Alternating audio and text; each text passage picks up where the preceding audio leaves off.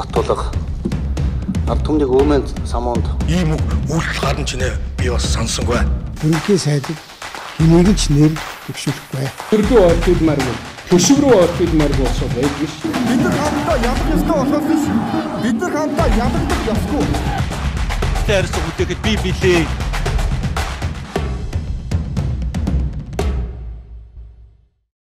За орой өдрийн үзэгчтэй энэ твлэст хамт байгаа та бүхэндээ баярлалаа. Лагын том нэвтрүүлгийн шинэ 7 хоногийн шинэ дугаар эхлэх бэлэн болсон байна. За бид бүхэнтэй хамт манай нэвтрүүлгийн ерхий ивент тэтгэгчээр Хүнс групп хүнсний манлай үйлдвэр хүнс комплекс ажиллаж байгааг хэлэхэд таатай байна. За ингээд нэвтрүүлгийнхаа зочныг танилцуулъя. За энэ 7 хоногийн хамгийн онц сонирхол татсан зочин болж Тодроод Улсын хурлын гишүүн Бүрвжийн сайн зургийг урьж авчираад байгаа. Танд орой мэндэрхий. За танд болон бас үзэгчтэй орой мэндэрхий. За урилга хүлээж авсанд баярлалаа. За засгийн газрыг огцруулах буюу ерөнхий сайдд хариуцлагатай оцож огцруулах асуудлыг хөндөнд гэдэг бол ер нь улс төрийн хүрээнд улс төрчдийн хүрээнд ер нь бас нэг тоотой идэгэн хийдэг үйлдэлүүдийн нэг. Тийм учраас би таныг бас яг энэ нэг ямар асуудлаас болоод энэ асуудлын гүнд нь юу болоод байгаа юм бэ? Тэг яагаад огцруулах үндслэлээ гаргаж тавиад аль хүртэл энэ асуудал явах вэ гэдэг нэг юм бодлогын хүрээнд biz танаас тодруулах зүйлс байсан учраас урьсан. Тэгээд олон зүйл нуршлага хоёул ярьцлагатай ороод та тийм ээ. За огцруулах бичиг өргөн бариад нэг хончлоо, огцруулна гэдгээ зарлаад бас 2 хончлоо. За энэ хугацаанд ер нь юу мэдрэгдэж байна? Дарамт шахалт ирж байна уу? Яриа өөрөө байна уу? Гутагдж, доромжлогдож байна уу? Яаж? Бүх зүйл байгаа. Гэхдээ энэ дээр бол одоо тууштай байна. Миний зөв үнд зүйл зарчим өөрийн тэр яг бодож явдаг энэ суур зарчмын асуудал дээр би өмнөж байж байгаа. Яг зөв хар гэрт маань бас дарамт шахалтууд янз янзын байдлаар л ирж байна. Гэхдээ тэр бол нэг одоо энэ үндсэн хуульд ёсыг хамгаалах, парламентын цэцгэлийг хамгаалах энэний хажууд одоо бас дараагийн асуудал болгочод байна. Яг харамсалтай. Яг бодит байдал бол шулуух хэлэхэд манай намын даргын асуудал яригдсан шүү дээ. Оюутан дарга ажиллаа өгнө. За энэ дээр яг мэдээж арчлал гэдэг энэ зарчим аль ч институтэд үйлчлэх ёстой. Энийхээ хүрээнд өрсөлдөөнт явсан. За энэ өрсөлдөөний үр дүнд бол намын богорлын гишүүдийн дийлэх олгох нь бас тодорхой нэр дэвшигчид саналаа өгөөд намын дарга сонгогдсон. Унсан хүн маань энэ үр дүн хүлээн зөвшөөрөөгүй. Өөрөөр хэлэх юм бол Монгол Улсын ерөнхий сайд Зандал Шатар энэ үр дүн хүлээн зөвшөөрөөгүй энэ үйлдэл бухимдлаа төрийн ордонд авчирсан. Төрийн ордонд энэ үйл явдлыг өрнүүлээд төрийн зовлон болгосон. Тэгээд энэ үйл ажиллагаануудын явцдаа Монгол Улсын үндсэн хууль парламентын засаглалт бүрдүүлгээр алдсан. Буцаад 1930-40 оны үйл явдлыг хэлмэгдүүлэлтийн тэр зарчмыг тунхаглаж гисэн. Хэрэг байхгүй байхад хин нэг нэр гүтгүүлээд чи одоо өөрийгөө нотол. Энд чинь 1992 оны үндсэн хуулиас хойш хориот болсон шүү дээ. Бидэд тодорхой энэ хууль бус үйлдэлүүдийг хяндаг, шалгадаг, нотолдог байгууллага нь хууль сэхэл байгууллага. Тэр хүмүүс ажиллах хэвээр. Үнэхээр баримт мэдээлэл байв. Түүнээс биш нэг хүний амаар нухацсан байлээ гэж хэлэнгүүтээ за одоо шалгуул. Тэгвэл одоо ингээд ээлж нэг мэдээлэл хийгээд би бинийгаа хуралцууж болохгүй. Шалгуулаад ирээд энэ одоо яг юу л өгтлөөд байгаа. Ийм баримт тавин хевлэр гүвж жагаад урьчилж ялж жагаад тэг чи одоо байхгүй хэрэг дээр нотлоод ирч гэх юм уу. Тэгээ би энийг нотлуулахын тулд бодлогын институцийн удирдах ёстой сайдыг өөр байдлаар хэлмэгдүүлэлтийн авчрах гэж байгаа юм шиг. Ийм байдлаар одоо тодорхой албан тушаалыг улс төрийн зорилгоор ашиглаж байгаа. Ийм нөхцөл байдлуудтай одоо төвчээс авахд бол энэ өөрөө бидний энэ зорж байгаа нийгмийн гашуун түүх байсан шүү дээ. Энэ түүхийг давтаж болохгүй, мартаж болохгүй. Бүгд мэддэг. Тэгээ нийгмийн нөгөө сэтгэл зүйтэй олон нийтийн сүлжээ болон хэвлэлээр ажиллаж хагаад тэгэд яг үндэ хэлэхэд олон нийт маань учрыг ойлгохгүй. Ийм байдалтай л. За хоёулаа логик дараалтай байна. За та ер нь бол гол юм шууд хэлчихлээ. Та намын асуудлаас болоод өнөөдөр улсын хэмжээний юм асуудал болчихлоо. Маш олон зүйлүүд хүлээгдэж байгаа бодлогын шийдлүүд гаццсан байна. За хоёулаа юу ч гэсэн шууд огцруулах асуудлаас эхлэе ярьчих. Энэс улбалаад би танаас танаа намын даргын холбоо маргаантай холбоотой зүйлсийг асуугаа. Та бас энэ дээр хууль гишүүний хувьд тодорхой мэдээллүүдийг баахуултын дараа өөрөө өгч байсан учраас бас нэлээд дэлгэрэнгүй мэдээлэл өгөх үү, хоёулаа бас олон нийт ч гэсэн энэ баг хурал хуулийн дагуу болсон юм уу, дүрм зөрчсөн юм уу гэдэг дээр бас мэдээлэлтэй үлдэх гэж бодож байна. За эхнийх нь огцруулах асуудал дээр та 3 үндслэл бичсэн байна лээ. За 3 үндслээ та бол тодорхой өмнө нь тайлбарлсан байсан. Тайлбарсан хэвлэл уралдаан. Миний хувьд лавлж асуух гээд байгаа зүйл нь тэр эдийн засгтай холбоотой зүйлээ та огцруулах үндсэл дээр яагаад оруулж ирсэнгүй? Та их ноцтой зүйлсийг хэлсэн шүү дээ. Улсын дансуулаацсан. Валютын нөөц 5.7 гэдгийг би удлаа. Монгол улс дефолт зарлахад бэлэн байна. Валютын сангийн хөтөлбөрт орох гэж байна гэх мэтээр. Энэ зүйлсээ яагаад оруулсангүй? Энэ бол мэдээж энэ үүсэж байгаа нөхцөл байдлын нэг хэсэг. За энийг бол даван туулах төлөвлөгөө янз бүрийн бид тусдаа ярина. Гэхдээ энд бас тодорхой нюансуудыг олон нийтэд өгөх нь зөв. Би яг энэ хүний үйлдэл болгон мэдээлэл болгон бас зөрүүтэй худлаа ташаа байна гэдэг зүйлийг хэлсэн. Өөрөөр хэлбэл яг зөвөр яг өнөөдөр бодит байдал дээр арилжааны банк болон тодорхой бонд төсөл хөтөлбөрүүдийг санхүүжүүлэх гэж орж ирсэн мөнгнөөс бусдууд буюу Монгол банкны цэвэр валютын нөөц хэлж чадахгүй шүү дээ. Альбаных хүртэл өөрсдөө. Хэлэх юм бол таамаглах гэдэг байна. Монгол банк чинь улсын хоёрдугаарт эдийн засгийн нөхцөл байдал амаргүйгаа гэдэг гаднах талбай багш нарын жигсаал. Багш нар баярын өдрөөр жигсэж байна. Ахмадууд тэтгэврээ нэгж байна. Энэ хүнийг ажил хүлээж авч байхад эдийн засгийн өсөлт 5.6% байсан. Өөрөөр хэлбэл 2 дугаар улирлын эдийн засгийн нөхцөл байдлын тайлангаар 5.6% эдийн засгийн нөхцөл байдалтай өсөлттэй эдийн засгийг энэ хүнд хүлээлгэж өгсөн байна. Өнөөдөр энэ нэлээд унтсан байна. Тэрийгээ өөр дээрээ нааж яриад байгаа. Өнөөдөр 1 сарын хоцрогдолтой гардаг. Тэгээ энэ дээр ингээ болж байгаа юм шиг. 1900 одоо бараг 86-аас 90 оны хооронд нээсэн оюут ордыг би нээчлээ гэдэг. За өнөөдөр Монгол зваг дэлхийн авар болоо, октод маань сагсан мөнгөний 3.3 дэлхийн авар болоо. Засгийн газрын агуу амжилт биш гэж үү? Ингээд ард түмнэрээ тохироход сууж байгаа юм ч одоо хийсэн ажил байсан бол шууд ажилдаа орно үстэй ч одоо хэлнэ үстэй. Бүр одоо яг үндэ хэлэхэд нөхцөл байдал ийм л биш тийм. Улсын танс сулаасан гэдэг асуудал. За дээрэс нь энэ дефолт болох гэж байгаа гэдэг дээр танд гаргаад үзүүлэх баримт нотлогоо юу байна? Би одоо ийм зүйлийг хэлэхгүй бол болохгүй юм шиг нэ. Яагаад тэгэхээр улс төр халж байна хоёр талд. Намын даргын төлөө, эрх мэдлийн төлөө, дээрэс нь өөрсдийнхөө байр суурийг хамгаалахын төлөө. Гэхдээ их хурлын гишүүний энэ дэр за ялангуяа сайн зориг гэдэг хүний үгийг энэ их хурлд орж ирсэн гишүүдээс их олон хүмүүсээс ингэж илүүтэй хүмүүс сонсдог ийм цаг үе юм шиг санагддаг. Гэхдээ улсын данс чинь улааж байна. Монгол улс дампуурах гэж байна. Валютын нөөцгүй болсон байна гэдэг зүйлсийг үнэхээр тийм бол та хэлэх ёстой. Хэрвээ тийм нотлохоо байхгүй бол яг энэний чинь араас энэ санхүүгийн энд эдийн засгийн нөхцөл байдал юу болох вэ гэдэг талаагаа ингээ. Улсын хурал бол төрийн бодлого тодорхойлж байгаа юм шүү. Улсын хурал дээр зөв мэдээлэл хангахын засгийн газар бусдын үүрэг байхгүй. Би таны энэ юм хэлэхгүй. Яаж нотлох? Яагаад цэвэр валютын нөөцөө хэлж чадахгүй юм бэ? Хэлэхгүй шүү дээ. Дээрэс нь төрийн байгууллагуудын бүгдийг дугуй болгож байна. Дугуй болгож байна гэдэг нь өөрөөр хэлэх юм бол төрийн одоо тендерүүд бүгд зогсоод шалгарсан тендерүүд дээр өгөх санхүүжүүдийг төрийн данснаас шилжүүлж чадахгүй. Наад аймагуд бол орон нутгуудаас мэдээ бидэд очиод үзэх хэрэгтэй байхгүй. Мөнгөгүй болчихсон шилжүүлэхгүй гэсэн. Бодит байдал дээр иргэд бичиж байгаа байхгүй. Мөнгө авч чадахгүй байна. Ажилтнын цалин тавьж чадахгүй байна. Төр ажиллаа хийлгчихэд мөнгөний маань өгөхгүй байна. Ийм үйл явдлаа зөв битүү шүү дээ. Яг иймэрхүү зарчим ирсэн хүмүүсүүдийг ажлаас салж ийн нөгөө 9% хоморгол одоо алтан дотор. Бидэд ерөнхийдөө нэг жоохон вакуум шичтэй юм шиг тал талтай. Тэгээ маш олон яг хөө зүгээр намайг дуграад идэх учраас олон хүмүүс мэдээлэл явуулж байна. За энэ дээр би мөнгө авч чадахгүй шүү. Би одоо тэр компаниудын ямар нэрийг зарлаад ингээд хэлдэг шүү. Маш олон орон нутгууд дээр байна энэ асуудал. Манай намын баг хурал дээр энэ орон нутгаас ирсэн хүмүүс бүгд энийг ярьсан шүү.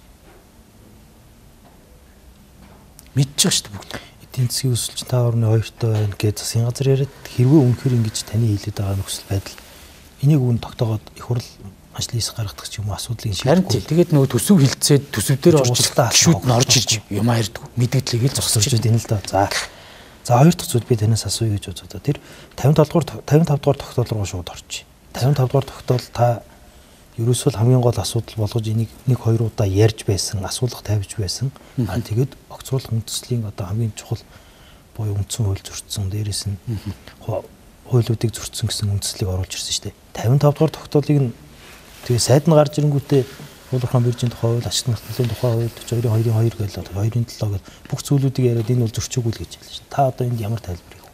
Яг хүн нөгөө нэг бас нэг тулаад тэрхээр арьсаал хамгаалж байгаа юм л. Би бас яг ойлгож байгаа. Гэхдээ энэ асуудлыг маш өмнө нь олон удаа анхаарсан. Энэ ашигт марталтын нөөц ашигын төлбөр гэдэг бол усын төсвийн орлого бүрдүүл хамгийн том суур татвар байна. Өнөөдөр Монгол Улсын эдийн засаг уул уурхай дээр тогтож байгаа. Тэгэхдээ энэ уул уурхай дээр зориглож орж ирсэн бизнес болгоныг балбаад байж болохгүй. Би ерөөсөө бизнесийг хамгаалдаг шүү дээ. Яг энэ татварыг өнөөдөр буруу тогтоочод байгаа нь бизнесийнхний буруу биш. Нэг талдаа. Магадгүй энэ аргачлалыг илүү их уян хатан болох асуудал байсан уу байсан. За би одоо төмөр дээр хүртэл тэнжээний бомбтыг тэр хүнийг бариад авч исэн нь буруу. Яаж тэнд тээвэр хүртэл өрсөлдөж очиод авах вэ? Гэтэл хамгийн зах зээл буюу олон улсын зах зээл урд төршийн ирээн бомб, мандал бомб, ганц мод бомб гэж байж хад энэний үнийг авахгүйгээр хамгийн буюу өрсөлдөөн дүн үүсэх үднээс бүр тэр зах зээлийн үнийг дарж байгаад өрсөлдүүлдэг үннээсээ тооцож амнаа таавна гэдэг бол за аимшигтай яа. Ямар бүдүүн зөрөх вэ? Хоёрдугаарт үндсэн хуулийн суурь зарчим, татварын хуулиуд, төсвийн хуулиуд маш олон хуулиуд зөрчигдсөн. За би нэг тайлбарлах боломжийг надад бас олгоосоо гэж үзэж байна. Хоёрдугаарт ашигт малтмын тухай хуулийн 47-гийн 2-1 гэж байна. Экспорт нь гаргаж байгаа уул уурхайн бүтээгдэхүүнийг олон улсын биржээр авдаг үнэтэй. Уул уурхайн биржийн бүтээгдэхүүний тухай хуулийг 2022 онд батлаад 23 оны 6 дугаар сарын 1-ний өдрөөс мөрдөөд эхэлсэн. Тэрнээс өмнө замбраагүй явчихсан байхгүй. Энээс хойш цэгцтэй яваад биржээр бүх нүүрс, төмөр, жонш зарагчлсан. Энэ бүр өмчийн үйл хэлбэр үл хамааран уул уурхайн бүтээгдэхүүний биржийн тухай хуулийн 12 цаасны дагуу энэ бүтээгдэхүүнээ заавал биржээр зарах үүрэгтэй. Гэтэл 100% зарах ёстой юмыг 25% зарж байгаа. 75%-ыг нь одоо та нар өөр бусад замаар зарж болно. Тэр 25%-ыг нь биржийн хуулиас ухарсан залтайгаа бүр ашиглангуудаа. За энэ 25%-аас чинь тэр 75%-ыг өөр арга замаар зарж байгаа 75% чи эндээс тооцож амнаа тавна. Гэхдээ ч одоо юу болоод байгаа юм бэ? Гэтэл яг өмнөх татвар авч ирсэн нүрсэн дээрх тэр шийдвэр нь хэвэр 465 дотор ингэ зөрчилдүүлээд хийцэн.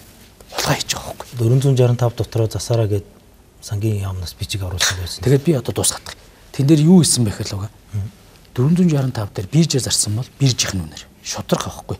Олон улсын зах зээлийн үнээр буюу өөр гэрээгээр зарсан бол тэр үнээр нэгэд байгаа.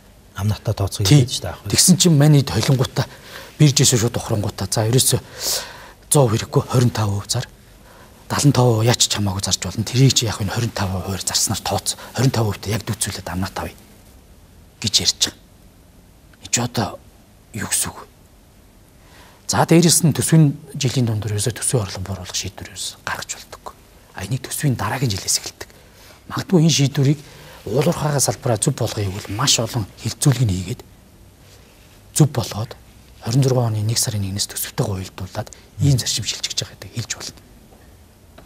Ерөөсөө зарчим нь энэ. Өөрөөр хэлбэл шийдвэр гаргаад хугацааг нь тавьж өгөөд за одоо 2 дугаар хамгийн аимшигтай юм байна. За энэ ерөөсөө 4 сар 10 хоногийн хугацаатай. Тэгсэн мөртлөө 4 сар 10 хоногийн дараа хуучин журам нь үйлчлэгдэж байгаа. Чи одоо яг юу болоод байгаа юм? Дээрээс нь сангийн амын нэг зөвшөөрөг 2 жалтан бичгэр зөвшөөрөг байсан хүчээр гарсан юм бэл. Сангийн сайд нь өчтөр мэдээлэл хийсэн шүү дээ. Бичгэн байна уу? За одоо тэгээд би хамгийн сүүлийнх нь л одоо байна. Эхний бичгэн бүр сангийн ам алдагдлын мөнгөн дүнг хүртэл тавьсан. Болохгүй гэд. Тэгээд дээрээс нь шахалт ирсэн юм шүү. Шахалт ирэнгүүт нь жавхан сая дахиад бичгээ өөрчилсөн байх магадaltaй юм бэл. Тэр өдрөө дахиж бичиг хийж өгөөд тэн дээрээ арай зөөлрүүлээд бүр ингэсэн байгаа. Уул уурхайн бүтээгдэхүүний биржээр борлуулаагүй экспортыг ашигт малтмын ашигт малтмын нөөцийн төлбөрийг борлуулалтын үнэлгийг биржээр арилж ийн үнэс тооцох нь хувийн аж ахуй нэгжүүд уул уурхайн бүтээгдэхүүн биржээр дамжуулах бүтээгдэхүүнээ борлуулах сонирхлыг бууруулах биржийн үйл ажиллагааг удаашруулах зэгтэн бүрдүүл бүр үүстэй гэдэг үнцээ. Тэгээ манай жавхлан сайд бүр бантаад би ч одоо гэд гэтэл засгийн газрын хуралдааны журам байдаг. Тэр хуралдааны журам сая өөртөө 7 сард баталсан байл. 7 илүү 8 сар шинжилж. Тэрнийхэн бүр 6-гийн 2 дээр бил. Төсөв санхүүгийн асуудлаар сангийн сайдын саналыг заавал авч тусах нь. Уус юм зарчим байт л үгүй. хувь зүйн сангийн зөвшөөрөг асуудлыг баталгүй. Энэ тэгэхээр цаана бүр амар том ирэх ашиг байгаа байхгүй. Юу л явуулаад байна. Би бол энийг маш олон зүйлээр хардж байгаа.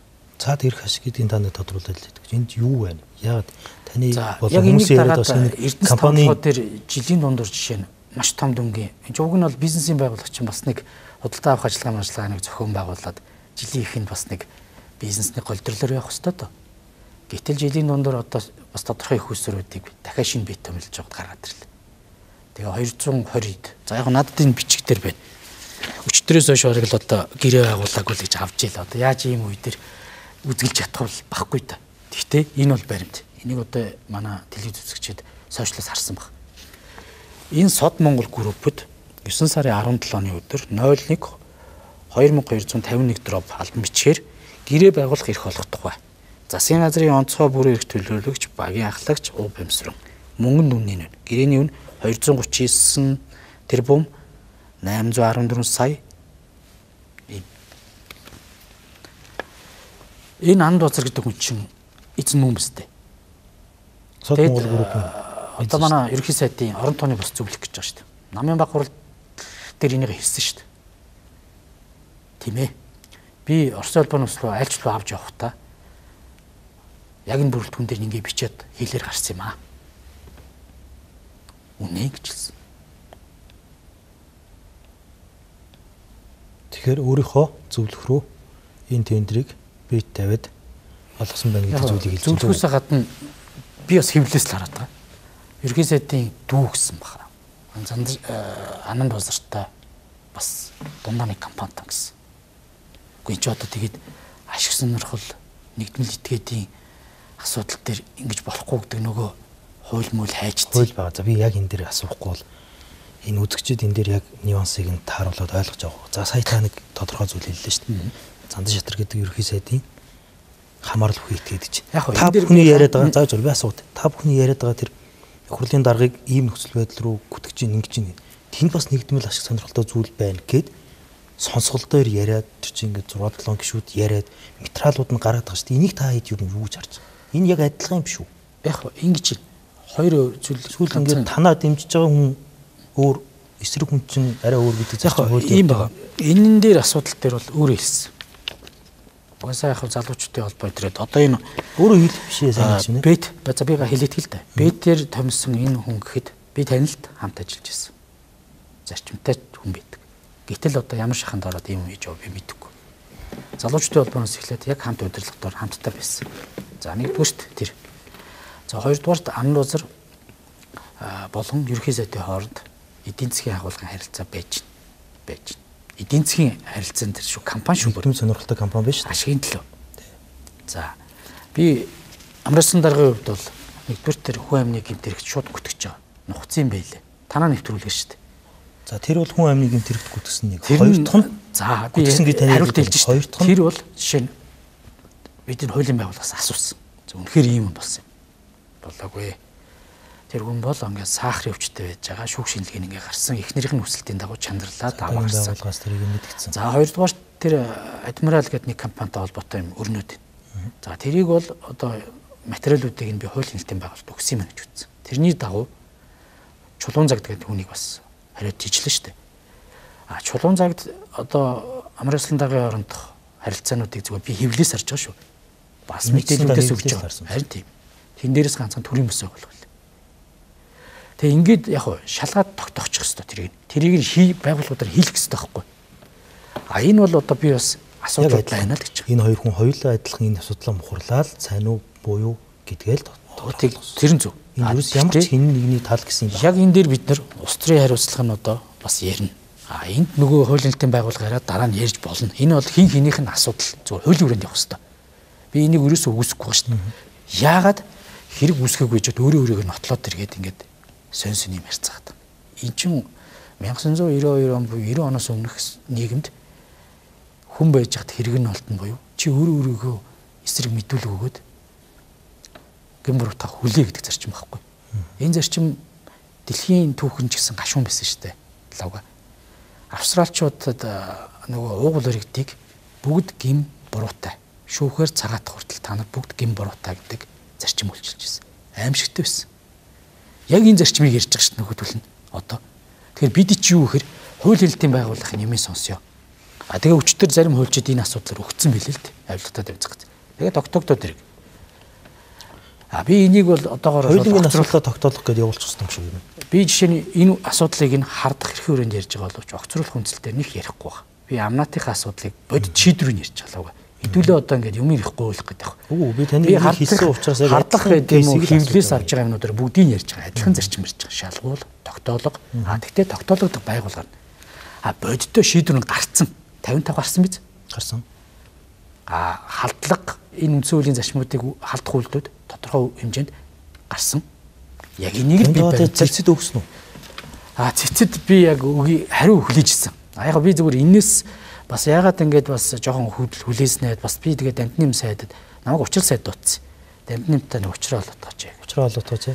Тэгээд ингээд тайлбарлаад яасан. Оол урхаг сэргийгч жаа биржийг дэмжиж байгаа гэж боловч чи биржээс ухарчлаа. Оол урхаг дэмжиж болно. Тэгтээ хэдүүл хуулийн хүрээнд яа. Яагаад хугацаатай өмнөх шийдвэр хүчингүй болгоогүй. Давхцуул шийдвэр гаргаад. Яг ямар 8 гэдэг юм бэ? Болох юм уу дэм? Тэрнээс биш хувийн хвшил энэ амнаатыг бас нэг зөв болгож өгөөч гэж хүсэлтүүд зөндөл байдаг байхгүй. Зөв их ёстой шүү дээ. Хуулийн хүрээнд. Зарчимдаа нийцүүлээд.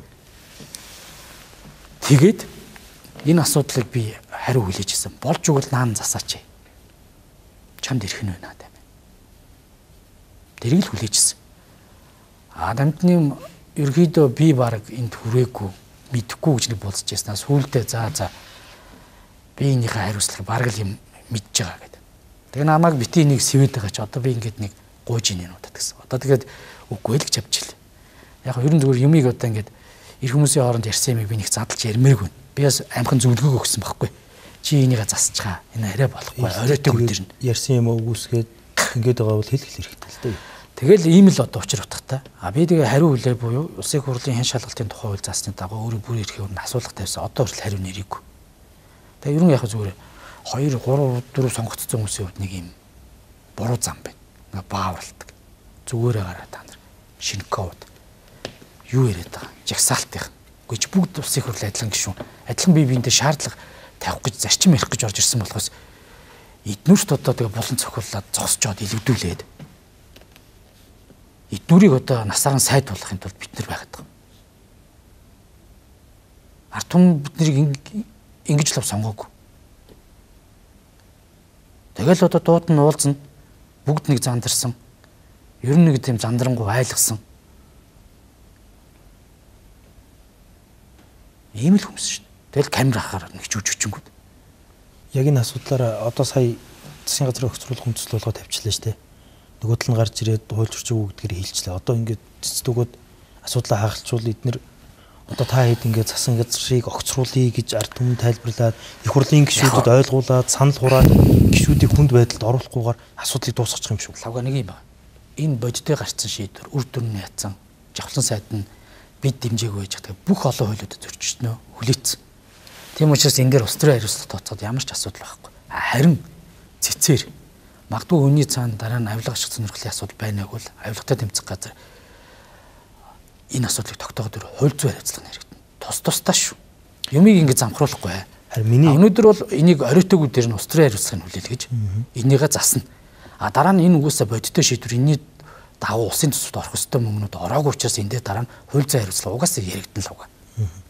Миний харин танаас асуугаад лавлаад байгаа зүйл нь ямар нэг юм болдог. Одоо инх хул гэдэг хүнийг огцруулъя гэж огцруулаад явсан. Одоо ч гэсэн огцруулъя энэ улс төрийн хариуцлагын тооцоог гаргадаг.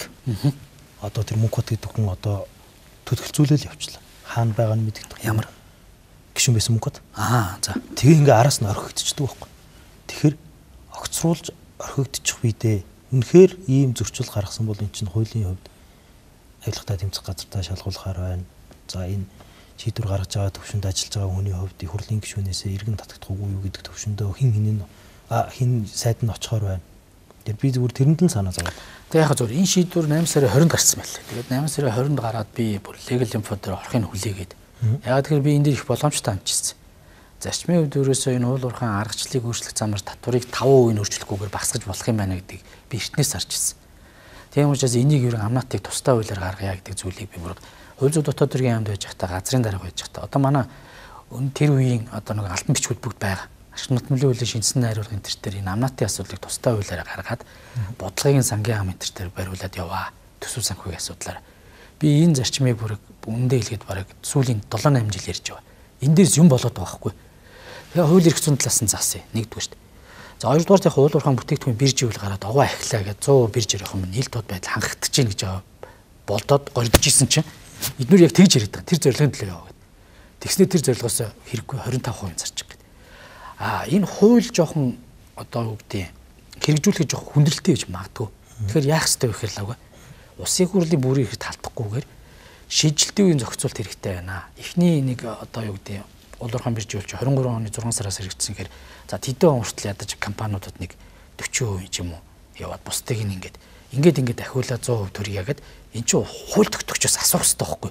Хууль тогтоогч хуулиа гаргаад 100% зар гэдэг өөрчлөлтөд оруулаад явах хэрэгтэй зүйл. Харин тий. Би нэг зарчмын нэг яриад байгаа байхгүй. Тэгэхээр манай нэг уулуурхай ассоциац ч гэдэг юм уу хувийн хвшлэх энэ чинь зөв штэ та нар буруу ойлгохгүй нэгэдэг. Тэднүүрийн хэлж байгаа шаардлагыг төрийн институт хуулийн хүрээнд зөв болгож гаргах хэрэгтэй болохоос биш. Би ерөөсөө тэднүүрийг эсэргүүцэх байхгүй. Үнэхээр тэр амнатыг бас тооцоо гаргачлал эсвэл авах гэж байгаа биржийн нэрийг зааж байгаа нь тэр жоохон үндэслэхгүй ч юм уу. Эсвэл яг Монголын компаниуд өрсөлдөх чадварыг хомчоод байгаа тэр юмнуудыг бид засах хэрэгтэй болохоос биш ингэж хувилдаж болохгүй байхгүй. Биржийг нэрлэх нь засгийн газрын эрх гэж сайдан тайлбарлаж байна. Би танаас эндээс нэг юм асууад. За. Энэ 200 тэрбумын алдагдал хүлээлгээд за тэр 200 тэрбум гэдэг юм нь баг МСС гэдэг компанид ашигтай байгаа юм да. Энержи ресурс. Ийм мэдээлэл ингэ явц. Одоо тэгээ энэ засгийн газар энэ сайд энэ ерөнхий сайд эднэр чинь бүгдээрээ бас л нэг компани төлөвлөс шиг болоод одоо үнэхээр хэвлэл олон нийт бужигч байна. Энэ дээр ямар байр суурь? Энэ тогтоолыг гаргахад 55 сая тонн үрс зарсан гэдэг зүйлийг чуулга эхлэхийн өмнө би эдийн засгийн яамны хүмүүсүүдээс сонссон. Магра төвшөнд бас тодорхой тоо үзүүлэлтүүдийг бид сонссон шүү дээ төсвийн мянгаар. Уг нь энэ жилийн зорилт бол 85 сая тонн үрс юм бэл. Тэгэхээр цаана 30 сая тонн үрсийг яг энэ хөнгөлөлттэй буюу бараг байдлаар зарах гэж байгаа байхгүй. Өнөөдөр биржийн үн нэг тээвэртэйгээ $90 30 цент тавьцаа байхад ганц мод гашуун сухбат дээр тээвэртэй за яг хятадын татвар нэмэгдээ $135. Энийний зөрүүнээс л ихэд бид нэр $45 төр огт татвар авахгүй гэсэн энэ хууль ахгүй. Тэгэхээр миний одоо тооцоогоор 22.5 сая тонн үрсийг дор хаяж зарах болцоо бүрдэж байна. Тэгээ энийг зөвхөн дунджаар тэр одоо энэ үнийн зөрүүнээс тооцоход өмнө нь бүр амар холоос тооцож шít. Тэгэхээр бүр ингээд наадлын хамгийн Монгол улстай бүр ингээд хамраараа нийлцсэн байгаа бомтоос би ярьж байгаа шүү. Эндээс ч л олон улсын зах зээл эхэлж байгаа шít. Эндээс нь тооцоход $45 зөрж шít. $45-ын 5 $2.1 тоон тутан тэгээ үлдээсэн байна өнөөдрийн аншир. Тэгэхээр эн чинь ингээд хардахаар цаана $40-50 сая долларын асуудал зүгээр яг энэ өнөөдрийн зорилтын хувьд байна. Би зүгээр одоо бодит байдал дээр юу хэлж байгааг бодгоо. Эдийн засаг сэргээд амар их нүрс зарлаа гэж байгаа бол эн чи яг энийг ашиглаад хямд амнаатыг ашиглаад баахан цаасан дээр нүрс зарах гэж байгаа. Гэхдээ энэ жил энийг хөргөж өгч чадахгүй. Гаргахгүйгээр гэрээгээ хийгээд одоо энэ асуудлаа хийчихнэ. Тэгээ энэ тээвэр логистик нь гацсан. Тэгээ дараа жил төсөвт орж ирэх ёстой нүрсээ бидэд гаргаж чадахгүй өмнөхөө гаргах гэдэг. Ингээд яг үндэ хэлэхэд ийм одоо зүйлүүдийг ашиглаж зурц боломжтой байдлаар ийм хөнгөлтийн үнээр маш хэмжээгээр нүрсүүд зарж байгаа байхгүй. Энд чинь дараагийнх эдийн засгийг боомлж унгаж ирсэн түүхтэй шүү дээ. Ковид үед яг ийм овоолго үүссэн. Тэгээ тэрийгээ бүтэн дараагийн жилийн 8 сар хүртэл зараад. Тэгээд яг ийм л байна. Тэгээд энэ хардаад байгаа асуудал бол яг зөвхөн ER-д хамаатай биш. Эрдэнэс 5 дахь хүртэл үйлчилж байгаа юм байна. Би энийг бүр албаны үнс сайтаас нь сонссон. Татварынхнаас сонссон. Нөгөө төрийн өмс компаниуд ч бүгд 100% зарах хэрэгтэй юм чи энэ юугаар яагаад одоо ингэ явж байгаа. 100 биш 25 зарж байгаа юм. Тийм шүү дээ. Энэ татварын шинэ амнатын журам үйлчилж байгаа. Энд чинь хуулийн дээр нүгсээ байгаа шүү дээ. Үгүй харин үйлчилж байгаа. Лавга ийм юм болоод шүү дээ. Хуулиад аваад журам үйлчлүүлээд явж байгаа юм. Харин би тэгээд Улуурхан биржийн хууль дээр чинь төрийн өмчөд энэ нүрс зарж байгаа компаниуд 100% зарах хэрэгтэй. Одоо үндэ хэлэхэд татварынхан бүр ингээд одоо хүчин төгөлдөр журамж байгаа. Биржээр засныг биржээр зараагүй нь хятадын S6 coal тэргээр авна гэдэг. Тэгжидэл дахиад энд нь 25 4.1 гэдэг нэг юм өгцөн. Альгөөрийн тавьсан ч тэр татварын байртаас дараа нь авилгал ашиг сонирхлын хэрэгээр орно. Хувийн компаниуд бол энэгээр нэг тавиад өчгөр дараа нь нэг этгээд нь ийм хүчин төгөлдөр аргачлал журам байж байгаа чи энийг барьсан үү гэдэг. Хэдэн татварын байцаагчдыг л бүгдийг одоо хэрэгт хийх гэж байгаа байхгүй. Одоо чуулган дээр дараагийн мэдээллүүдээр яг таны энэ хэлж байгаа зүйлүүдээр тэр сангийн яамны бичгэн дээр саяын хэлдэг зүйлүүдээр хариултыг хэлэх байх хэлээсэй гэж яг сангийн яам одоо тэгээд тэр хоёр бичиг олон нийтэд үзүүлчихээсэй гэж бодож байна. Уг нь би бол үн танд байгаа мó? Би бол энэ засгийн газрын тэмдэглэлийн ямыг нь бол харсан байхгүй. Нөгөө бичгийг харсан юм. Нөгөө бичгийг нь бол зүгээр харсан. Одоо би тэрийг нэг харсан юм тийм. Бас нэг дэлгээл одоо жавхлан сайтаас очиад тодруулчих хэрвээ сайт тэр бүр ингэж шүү дээ. Энийг дэмжихгүй. Энэ ийм сөрөгөөр дагавартай. Усын төсөвт ийм орлого тасрах орж ирэхгүй мөнгөн дүнтэй бүр бичсэн байсан шүү жавхлан сайд бүр. Жавхлан сайд сая мэдээлэлтэй шал өөр бичиг харуулсан л да. Тэдэн дээр бомб төгрөг орж ирэхээргүй нөхцөл байдал үүсгэр байна. Тэрнийгээ дараа дахиад өгсөн байл. Энд тэгэхээр юу өрнсөн юм? Мэдгүй одоо тэгээ жавхлан сайтаас асуухгүй. Өчтөр бол өөрөө би дэмжээгүй. Хоёр дахь бичгийн ч гэсэн ер нь дэмжээгүй хавлах талтай. Одоо энэ шүү дээ. Миний уншиж танилцуулаад байгаа. Жавхлан сайдын гаргаж ирж үзүүлж ярьсан бичиг чинь бол натаас арай өөр бичгээс. Одоо ингээ 3 бичиг явчихж байгаа юм да. Ийм утгагүй зүйл ер нь байх юм уу? Би танаас би бол одоо 2 бичиг байлгаж хараад байгаа. Ямар ч байсан тэр миний харсан тэр бичиг бол бүр ингээд мөнгөн дүн тавьчихсан. За би мөнгөн дүн мөнгөний одоо хэлээд олон нийтийг цочролд оруулаад явах. Одоо ийм хэмжээний төсөвт мөнгө орж ирэхгүй асуудал байгаа юм бол асуудлыг тултлан л хэл. Ямар мөнгөн дүн баг. Тийм л шүү дээ. Бүр нөгөө үед чинь засгийн газар болон сайд нь хавгуур ингээд төсөв хэцүү болсон байсан гэж бид нар нөхцөн тэг 200 тэрбумын аргагүй шүү дээ. Ийм нэмэлт орлого олно. Ийм хэмжээний шүү дээ. Амнатын хөнгөлт ороод ирэнгүүт ямар ч байдлаар хурдан одоо зараад хятад нь ч гэсэн ийм хямдаар аваад нүүрс унтсан байгаадаар аваад энэ ч тэгээд дараа нүүрс усны дараа ачтсан байгаа зү. Чи ингэж яхаар ч нэг жоохон нүүрс зарж байгаа юм шиг харагдтiin байгаа зү. Нөгөө талдаа бас яг хятадах зах зээлтэй эргэлж жоохон сэргэж байгаа нь үнэн. Тэгэхдээ энийг далимдуулж байгаа. Яг бодит байдал энийг л хэлье. Яг зүгээр байгуулагдсан гэрээ шууд одоо татврын мэдээллийн санд ордог. Тэрнийхээ дагуу хурдан татвараад байлаа. Дараа нь чи амнаад төлөгдсөн нүрсгээд яг ид үсэж байгаа үе чинь хуучин нүрс хуучин үнээрээ ажигдаж гарна гэсэн. Энэ хувийн аж ахуйн нэгжүүд бол ингээд хувийн юм өөрөөсөө хулгай хийдэг. Би сая таны ярианаас яхад хэрвээ тэр биржийн тухай хууль дээр 100% гаргах гэж байхад 25%-ийг нь гаргах гэдэг энэ төрийн өмчт нүрс зарж байгаа газруудад хийх юм бол энэний ард бид бүхний нэг өнгөрсөн хугацааны зовлон чинь үүсэн шүү дээ.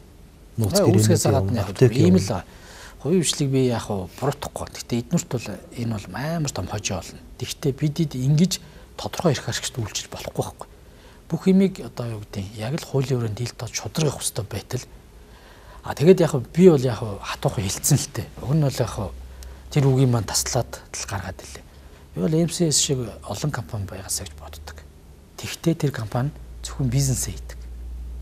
Хуулийн дагуу ус төрчдийг авах магадгүй сонгуульд дэмждэг байж болно. Сонгуулийн бус цикл дээр орж ирээ төр өдөртэй шүү дээ. Бүр ингээд одоо хин ерхий сайд байх, хин яахыг бүгдийг шийдэж шүү дээ. MCS шийдэж гин үү те? Та энэ баримтлалт хийж чинь үү? Нууц биш шүү дээ. Одоо хүн болгоны амнаас одоо ингээд MCS юм болохоор л MCS гэдэг энэ компани чи хэцүүдлээ л дээ. Одоо тэгээд энийг бүгд мэдж байгаа. Тэгээ одоо яг тэгээд энэ шийдвэрийг гаргуулсан үнэн ч ерөн зүгээр яг үеийн үед бас харж л байсан. Гаргуулсан үнэн яасан гэж? Энэ компани шүү дээ. Тэгээ би хэлээд шүү дээ. Ерөөсөө л энэ байхгүй да. Энэ Монголын баялагийг энэ хүмүүс зарж болно. Тэгтээ энэ чинь төлөх ёстой татврын төлөөд ав. Үнэхээр энэ татвар нь өндөр байгаа бол саналаа тавь. Саналаа тавиад уулуурхаан сайд нь ашиг сонирхлын зөрчилдөгөөр хилцүүлээд хуульдаа нийцүүлээд улсын хурлаас асуугаад уулуурхаан биржийн үйл өнөөдөр 100% зарагдахад хэцүү байна. 25%-ийг энэ жилдээ дараа жилдээ өөрчлөж болох уу? Чи улсын хурл хууль баталчаад шүү дээ. Төрийн институт. Эрдэс баялаг уулуурхаан сайд нь ямар ашиг сонирхлын зөрчил гаргасан? Энэ компанитай угсаа холбоотой гэдгийг түмэн олон мэдчихэж байгаа шүү дээ. Баяр дээр нь зэрэгцээ зогсож байгаа шүү дээ. Хамт нисдэг дэргээр нисэл явж идэм билээ. За одоо тийм нотлохонууд нь гарч ирээд яригдах. За би таны амнаттай холбоотой зүйлсийг ер нь би хувьдаа асуулаа бараг л гол агуулгуудын яриулчтай гэж бодож байна. Тань нэмж хэлэх зүйл байна. Би дараагийн асуулт. Яг тэгээд энэ бол их буруу жишээл болох гэдэг.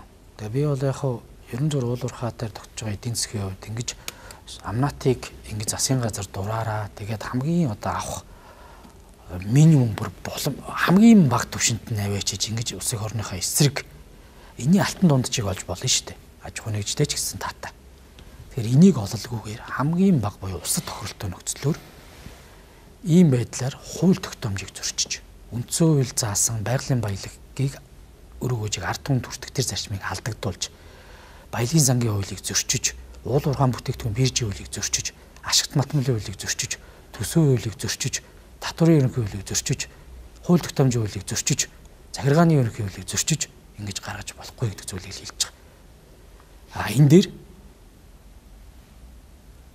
засах арга зам, ярилцах орон зай бол байсан үл байсан. Хийх хүсэхгүй шүү дээ. Тэгээ хамгийн амар нот нь Монгол Улсын засгийн газрын хууль хэрэгжүүлэх буюу байнгын шинжтэй шийдвэр хизээч хугацаатай гардгүй л. Хууль дөөрөөр заахгүй л. Магадгүй тухайн жилдээ нэг агнах агнуурын тоо хэмжээ бол ингэж хугацаатай гардаг. Энэ болохоор байнгын үйлчилдэг шийдвэр байхгүй. Энэ шийдвэрийг гаргахдаа өмнөх шийдвэрийг хүчингү болгодог. Одоо хоёулаа байгаа. Би хэлээд шүү дээ. Энэ хоёр шийдвэрийг чинь альваар нь одоо 465 дээр нь засаад тодголыг оруулсан билээ. Би уг нь орж харсан. Гэхдээ чи дотор нөгөө 460 дээр хуучин зохицуулчид бүгд байгаа шүү дээ. Биржээр бол биржээр бус байсан бол нөгөө битэрийн ярьж байгаа. 2025 оны 8 сарын 20-ны 55 дугаар тогтоолоор өөрчлөлт оруулаад гээд тодорхой заагаа засаад оруулсан байлаа. Та тэрийг бас нэг хараарай. За дараагийн асуудал чи дотор хараад байна. 465 дээр тэгж оронгуудаа наадахтай ч холбоотой 2016 оны 81 дугаар тогтоол гэж байдаг байхгүй. 81 дугаар тогтоол 1-р асуулт дээр яг битэрийн ярьж байгаа тэр зарчим байж байгаа л авга.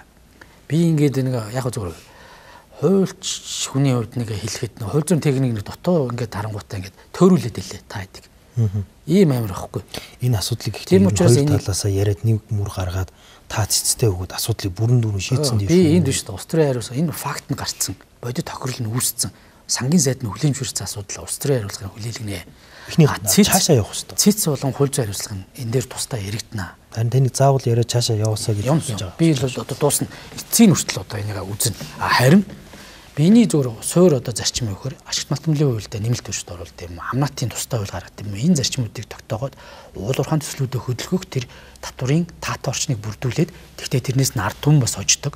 Бизнесийн ч боломжийн хэмжээнд бас өөрийгөө хөгжүүлээд дараагийн шатанд гардаг баймир биш үү. Тэгтээ улс төрд тэр мөнгөө шургуулад захиалга өгдөж болохгүй. Тийм учраас энэ зарчмыг л тэнцвэртэй хадгалсан хуулиа хийхгүй бол болохгүй шүү дээ лавга. За одоо хааштай огцруулах асуудлыг ярьж байгаа 2-3 асуулт асуугаад энэ огцруулах асуудлыг хоёулаа тусгаж үзэж байна. Үндсэн хууль зөрчсөн гэж үзэж байгаа. За тийм. Олон зүйлүүд дээр үндсэн хууль зөрчсөн. За ялангуяа тэр сайдаар томилох зүйл дээр үндсэн хууль зөрчлөө гэж та тайлбарлаад. Та яг ямар үндслээр хэлээд байгаа. Тэр хүн чинь томилдож байна, томилно гэдэг мэдээллийг хийсэн. Яг захирамжаа гаргацсан юм уу? Тэр өдрөө их хурлаа танилцуулахгүй ерөнхийлөгчтэйгээ зөвшөлдсгүйгээр. За яг хоо нэг зүйлийг бас онлайн төвшөнд явах хэрэгтэй. Төрийн албан тушаалтын бүх шатны албан тушаалтын шийдвэр үйл ажиллагаа амар олон бичгээр гартай. За энэ шийдвэрийг гаргасан гэдэг бүр эцэлсэн гэдэг зүйлийг өөр хэлсэн. Одоо тэр өөрийнх нь мэдээлэл дээр би хууль зүйн дотоод хэргийн сайдаар тэр хүнийг томиллоо гэж дуусна шүү дээ.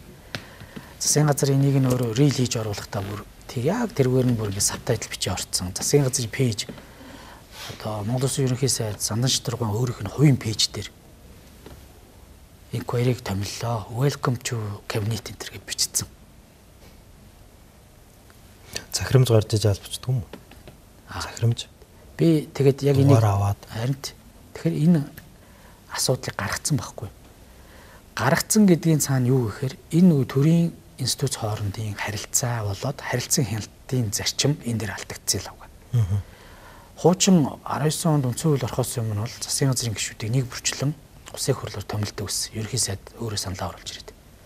За энийг нь бол болоод ерөнхий сайдад бас кабинетаа бүрдүүлэх эрхийг өгсөн боловч нөхцөлтөө. Эхлээд аливаа засгийн газрын гишүүнийг огцруулах, томилох чөлөөлөхдөө ерөнхийлөгчөд танилцуулаад, Улсын хурлд танилцуулаад энэ үйлдэлээ хийгээрэй. Хариуцлагын танилцуулснаар гэдэг нь болохоор нэг тийм хуралдаал өнгөрнө гэдээ манайхан тэгээд байгаа. Энэ үн биш юм байна. Энэ чинь нөгөө төрийн харилцан хяналттай баг. Танилцуулснаар гэдэг нь өөрөө Монгол Улсын ерөнхийлөгч хийгээд Улсын хурлын институт танилцах бүрэн эрхтэй байхгүй. Нөгөө талдаа танилцуулснаар гэдгийг үр дагав нь нөхөр Монгол Улсын ерөнхий сайд ийм нөхцөл байдлыг гарлаа гэдгийг танилцуулах үүрэгтэй. Ийм юм одоо улс төрийн асуудал байгаа учраас би чөлөөлөх асуудал байгаа. Монгол Улсын ерөнхийлөгч гэдэг бол бас яг өнөөдрийн нөхцөл дээр бас парламент хоёр тахимтай парламент байхгүй ч гэсэн тэрийг гүйцэтгэж байгаа. Хоёрдугаар гүйцэтгэж хориг тавьж байгаа л да. Үндэсний юм нэгдэл тий төрийн тэргүүн байхгүй. Энэ хүний бүр эрх талтаж болохгүй шүү дээ. За яг эндээс яг аль бисны байр суурь хэлэхгүй л. Би өөрөө нөгөө хуульч хүн үндсэн хуулийн манах ёстой, зарчмын нэг ч цэг таслал алдагдуулахгүйгээр сахижих ёстой, хамгаалж явах ёстой гэдэг зүйл төр байгаа учраас. Нэгдүгürt энийг зөрчиж байгаа. За хоёрдугаарт энэ өөрөө институт хоорондын харилцан тэнцтэй байх энэ үндсэн хуулийн суурь зарчим алдагдаад жижигээр томоор алдагдана гэж байхгүй. Ерөөсөө л бүгд зөрчил. Энийг бидэд биш тэ нэг алдагдуулаад жишг тогтоовол лавга энэ бол тэгээд дараагийн хямрал. Бүгд дураараа ашлна. Бүгд дураараа тайлбарлагдуулна. Бүгд дураараа өөртөө ашигтайгаа шийдвэр гаргана. За хамгийн ноцтой нь инквайри гэдэг хүнийг бол тодорхой хэрэг маргааныг шийдвэрлэхээр томилж байгаа гэсэн. Надад бол хамгийн харамсалтай тэр л байсан.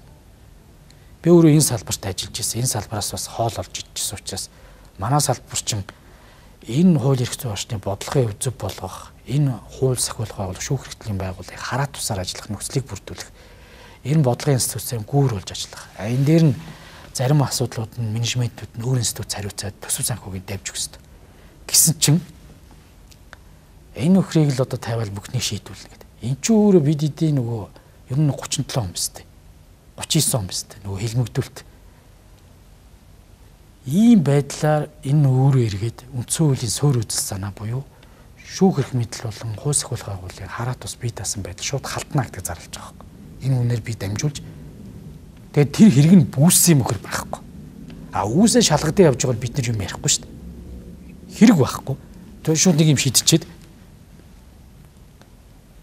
тэгэхээр зарчим нь өөр байхгүй л аа. Бид эднийг юм байна. Нүүрсний хулгай гэдэг юм уу энэ зүйлтэй тэмцэхгүй дээ биш.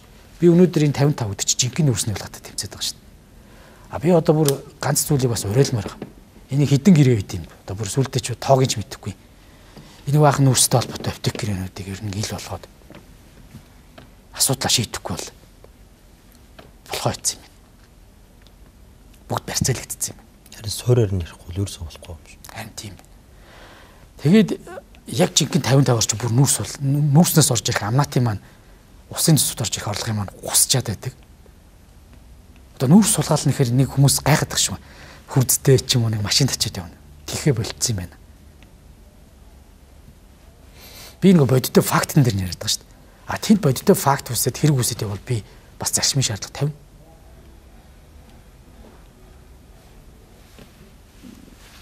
Ер нь нүүрсний хулгай гэж энэ яригдаад байгаа энэ зүйлийг та ер нь яг одоо хуульч хүний хувьд, гишүүний хувьд яг юу гэж үзлээ? Би олон жил ярьжчлаа. Чи намайг бас нэг хэд хэдэн нэвтрүүлэгт орж үзсэн гэж ярьлаа.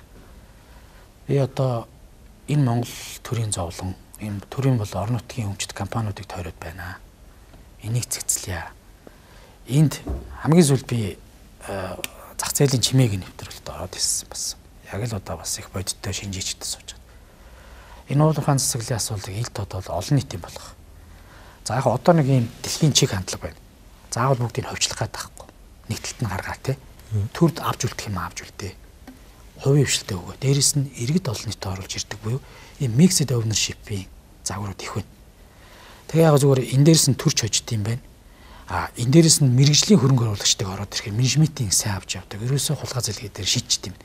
А иргэд олон нийтэд жоох хувьцааг нөхчүүд эдгээр ч нэг баялаглалын байлгаасаа бөгөөд нэмэлт орлого болоод ингээ явд юм байна. Тэгээ үнцээс зах зээл нөгчдөг. Яри энэ зүйлээ одоо тэгээ энийг хийгээд улс төр чуулган ярьдаг ингээ хий. Энийг одоо жишээ нь би хуулийн бичсэн шүү дээ. Би одоо энэ хулгай зэлгээтэй ерөөсөө ял хариуцлагаасаа гадна дандаа ил тод байдал байх юм байна гэд нийтийн мэдээллийн хууль бүртгэлийн багцуулыг мэднэс талаагүй. Бүх мэдээллийг л хил болгож өгсөн шүү дээ. Танаа шүүгэл би дараагийн асуулт асуух гэж байгаа нэг компани нийтийн мэдээллийн харсан шүү. Нийтийн мэдээллийн хил тод байдлын хуулийг бичээд өглөө. Бүгдийн яасан. Энийг одоо би өөр бүр гараараа одоо бичиж энийг улс төрийн хувьд одоо Нямбатар дарга тухайн засгийн газар дээр дэмжиж за одоо оруулаад үзье. Батлуулчвал тэр. Энэ одоо тэгээ нийгэмд маш олон зүгээр шүүглүүлэгчдийг гаргаж ирсэн шүү дээ. Би өөрөө миний зарчим энэ байхгүй. Тэгээ одоо төрийн бол орон нутгийн өмчийн асуудал чинь улс төрийн санхүүжилтийг ийм болгочихж байна. Зах зээлээ ерөөсөө явуулахгүй байна. Энэ дээрээ богцсон энэ бүлэглэл хоорондын янз бүрийн сөргөлдөөн тэмцлүүд байгаа нь нууц биш. Яг одоо энэ парламент дээр өрнж байгаа танаа нам дотор өрнж байгаа зүйл бол яг энэ хоёр хин энэ нүүрс энэ зах зээл тийм учраас илүү байх юм бэ гэдэг тэмцэл шүү дээ. Та одоо шуудхан хэлэх хэрэгтэй. Тийм учраас энийг зэгцлэх хэрэгтэй. А тийм учраас энийг шийдэж чадах хүнийг бид нар сонгох хэрэгтэй. Би баг хурлын дээр яг энийг асуусан. Баг хурлын 2 нэр дэвшигчээс би байгалийн нөөцийн хамт олмоор байна. Яг хоо зүгээр ингээд уул уурхай байгаль орчны хамгаалалгүй байх уу? Байгаль орчноо бид зохистой ашиглах хэрэгтэй, дээрэс нь хамгаалах хэрэгтэй. Ингээд энэ байгалийн баялагын бүх нөөцүүдийг чинь ингээд талд яам болгож өгöd сүүлд ингээд ойлгохдохгүй. Энийг нэг компьютер дээр нэг хавтгаа дээр тавьж хагаад нэг за энэ хэсэг дээр аялж уучлаа, энэ хэсэг дээр мал аж ахуй, энэ хэсэг дээр эрчимцэн мал аж ахуй, энэ хэсэг дээр нүүдлийн мал аж ахуй, энэ хэсэг дээр уул уурхай. Ингээд нэг төлөвлөлтийн тэр бүр газрын менежментийг хийгээд энэ хэсэг дээр ийм бодлого нь гарна, зарлаад энэ хэсгийнх нь үр хөгжин дээрээс нь орон нутагт нь амнаатынхын тэдүү нь өгнө гэж хэлээд энэ хэсэг дээр нь орж ирэх компаниудыг олон нийтийн компани байх шаардлагыг би тавина гэж хэлээд тэргүй ээлжинд нь сумынханд нь худалдаа авах боломжийг олгоно гэд дараа нь аймгийнханд нь тэгээ нийт иргэд авч болно. Энэ дээр нь олон улсын мэргэжлийн хөрөнгө оруулагчдыг орж ирээд менежментээр ингэж оролцуулаад бүгд харилцан тэнцвэртэйгээр хяналттай тэгээ улс орны эдийн засгад хилээд багш нарын цалин, эмч нарын цалин тэтгэвэр тэтгэмжийг нэмээ явъя. Ийм юмыг л одоо хэн хийж чадах вэ гэдэг би асуусан байхгүй. Хариултуудыг авсан. Хэн хийж чадгаар. Тийм учраас сэтгэл үншлэрээ явж байгаа. Шаардлага тавьж байгаа. Тэгэд би бол лавга зүгээр яг намаг нэг ингээд хүмүүст нүүрсний асуудалд холбогдсон хүн хүнийг дагаж авч байгаа. Би яг зүгээр нүүрсний асуудлыг зэгцэлнэ гэж байх уу? За одоо тэгээд яг ингээд хөө сургаар одоо нэг нүүрстэй хин холбогцоо бүгд тогтоогоосоо л гэж бодож байна. Тийм учраас энэ байгууллагыг ус төрчихгүйгээр ажлын хийлгэгээд л үзэх хэрэгтэй байхгүй. А тэгвэл би бол бас хэцүү байна. Одоо энэ үнэхээр одоо ингээд ус төрийн нөлөө бол байх шиг байна. Үнэхээр байна. Хуулийн байгууллага хэлж байна. Тэгээ яг надад бол бас тогтолцооны хувьд өөрчлөх ёстой. Яг хуулийн байгууллага 2 3 бий. Мөрдөх албаны асуудал бий. Тусна гаргах хэрэгтэй. Дээрээс нь удирдлагын 900 болоод ус төрийн нөлөөллийг шийддэг тусдаа институцд байдаг. Европын холбооны жишээ нь одоо яг тодорхой удирдлагуудын 900 болон хууль зөрчил үйлдэлүүд эсвэл жагсаал цуглааны үед бас хүний эрхийн зөрчил асуудлуудыг нь хүний эрхийн комиссоос дээрээс нь хуульчдын холбооноос дээрээс нь энэ хүний томилж байгаа буюу хууль зүйн дотоод хэргийн хууль зүйн сайдынхаа эрхлэх асуудлын хүрээлэнээс гээд ийм бие даасан 3 салбараас одоо хамаардаг мэргэжлийн институт шийдэж энэ хүн хууль зөрчсөн байна. Ус төрийн нөлөөнд авцаа аваагүй шийддэг тийм тогтолцоонууд хүртэл байна. Өнөөдөр чи одоо бас яг энэ манаа дээр хууль сахиулах байгууллага байхгүй байхгүй.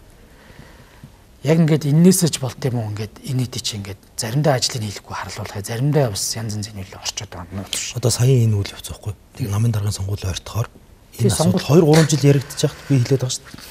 Хэрэг болохоор хэрэг болоод хэрэг болоогүй үед хэрэг биш байдаг юм байна гэдгийг дөнгөж сая авилгатаа тэмцэх газар тэгээд хартаа. Одоо энэ бол дараа нь энэ их хурлын гишүүд энэ төрд байгаа хүмүүс хүнд ч ирнэ шүү.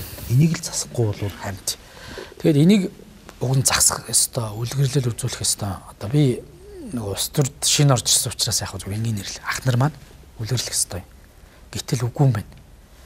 Миний итгэжсэн бас 2 3 оны донд нь маскаас үлчиж бас харамсалтай байгаа байхгүй.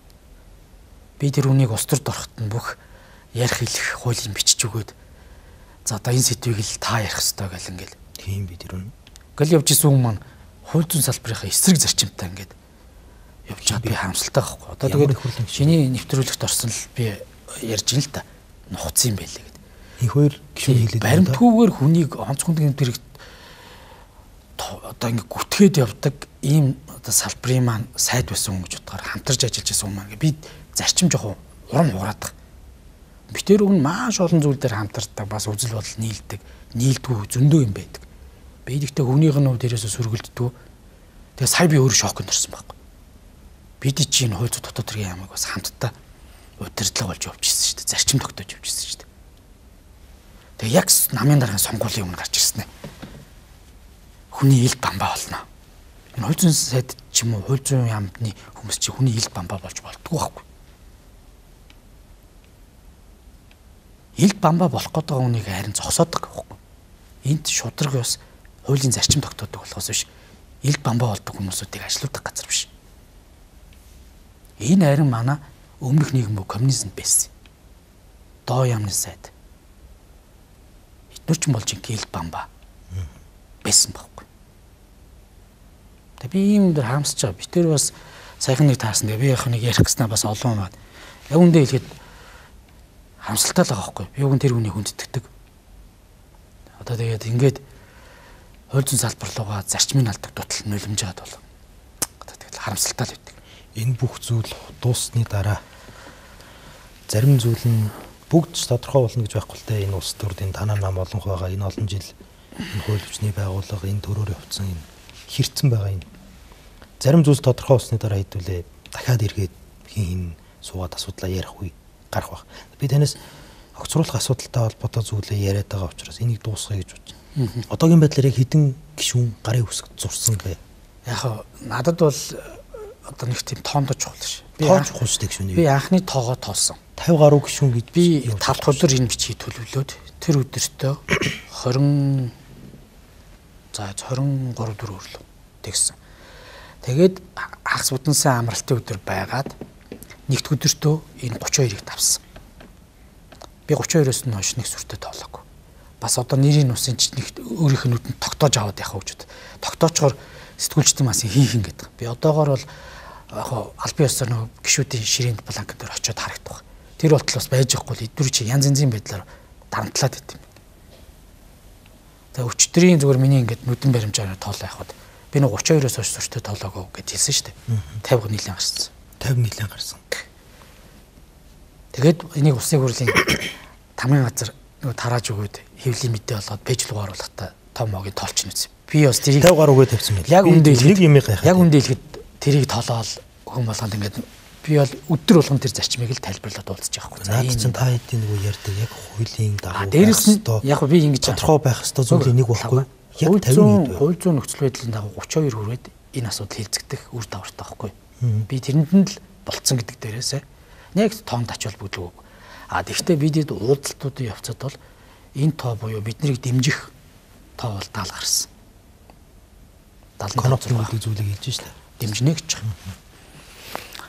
Нөгөө талд нь өчтөр за танаа бичгээс арай өмнө та хэдээс арай өмнө гарч ирээд их хурлын дараа бас ажиллаагүй шалгуулж чаач гэдэг тийм шаардлага тавьж байна л. Огцруул албан тушаалаас нь огцруулна гэдэг нь огцруулыг бол 12-3-2 биш 64 гишүүн өгсөд бол тийм шаардлага тавьж байна. Тэд нар бол 70 гаруул гэж байна л. Тэгээд хоёр талаас мэдхгүй одоо тэгээд би бичгийг авч үзээг. Би бас тамгын газараас асуусан.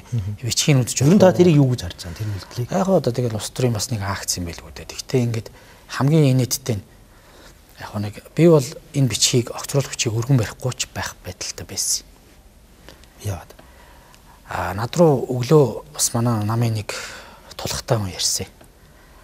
За сайн амны одоо тэгээд энэ намын институцууд бас нэг одоо бас хэцүү л байна шүү. Одоо тэгээд ингээд хэлсэн. Тийм ээ хаа.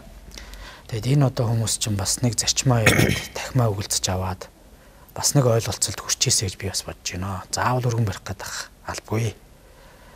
Тэр хүн маань юу гэхээр тэгж байгаа бол одоо бас ойлголцох орон зай байх юм байна. Би бас хүмүүст хэлнэ. Чи бити яараар гэсэн нэг гараад шууд уулзсан мэт гэж. Тэр хүн маань өөр. Тэр хүн тэнтэй танаа одоо энэ хурдгаа гişүү юм уу? Гişүү. Тэгээ би бүр ингээд эдгээр чинь бүр арга ядаад. Би амхиндаа нөгөө ойлголцох орон зай цаг хугацаанаас үгүй гэж бодохгүй.